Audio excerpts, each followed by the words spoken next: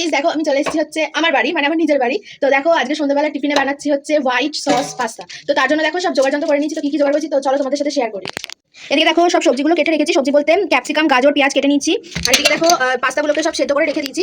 এদিকে দেখো কড়াইতে আমার বোনের কাছ থেকে এখান থেকে পাস্তাগুলো ওগুলো খাচ্ছে শুধু শুধু।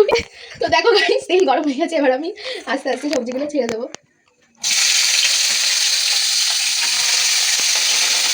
এত ভয় লাগে, আবার দূরে সরে যাচ্ছিস। ওই একটু ভয় লাগে। মধ্যে দিয়ে দেবো হচ্ছে নুন।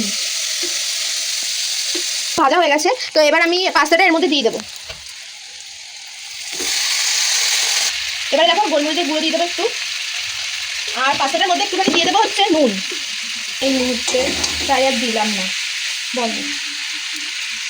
দেখো এবার এটা এখানে ভাজা হয়ে গেছে, তো এগুলো আমি ঢেলে রাখবো।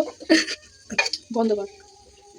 দেখো এদিকে আমি আমুলের বাটার নিয়ে নিচ্ছি, এবার বাটারের কিউবটা দিয়ে দেবো এর মধ্যে। এবার চাটবে বলে চাইছে, দেখ না। এই যে আমাদের ভাই টু চাটবে বলে।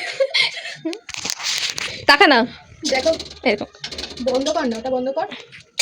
দেখো বাটারটা মেল্ট হয়ে গেছে, এবার আমি একটুখানি এর মধ্যে ময়দা দিই।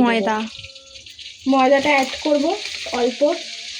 দেখো ময়দাটা হয়ে গেছে, কি ময়দাটা দেখো এদিকে এরকম হয়েছে টেক্সচারটা। এবার এটা লাল হয়ে গেছে, দিয়ে দেবো। দেখো টেক্সচারটা ঠিক এরকম হলে এর মধ্যে চিজটা এবার অ্যাড করবো। দেখো এরকম ওই 20 টাকা করে পাওয়া যায় চিজের কিউব, এরকম কিউব নিয়ে নিয়েছি দুটো। তো এখন আমার মনের মতন জিনিস বানাচ্ছে বদ্দি হোয়াইট সস পাস্তা। লাগে না টুকটা? এটাকে ভালো করে মিশিয়ে নেব। এবারে আমরা গোলমরিচ দিয়ে দেবো। গোলমরিচ অ্যাড করে দেবো। দেখো টেক্সচারটা ঠিক এরকম হয়ে যাবে। এবারে দেখো পাস্তাটাকে এর মধ্যে ঢেলে দেবো।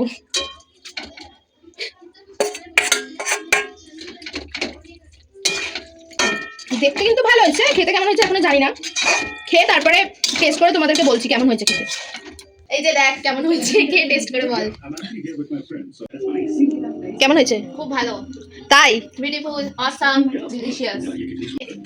খাচ্ছিস কেমন হয়েছে? ভালো হয়েছে। ফাইনালি আমি টেস্ট করবো, দেখি কেমন হয়েছে। ভালো হয়েছে, ওকে ওকে।